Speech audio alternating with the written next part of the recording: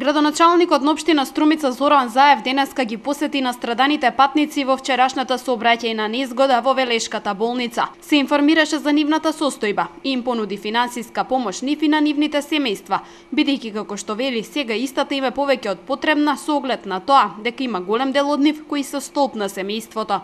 Јас денеска во разговорите со нив секако ја понудив нивната општина Струмица да им биде на располагање на нив како пациенти на нивните семејства, заради тоа што несреќите секако се случуваат и може секому да се случат, но тука е општината да се најде, да полесно се преброди овој период.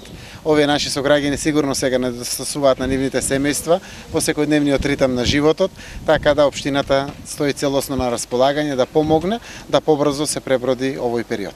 Градоначалникот на Струмица Заев изрази задоволство што во несреќата нема починати. Се надева дека институциите по брзото излегување на терен ќе ги утврдат и конкретните причини за сообраќајната незгода. Секако благодарение на Господ немаме човечки загуби, тоа е најважно, но мора да се знаат причините за несреќата.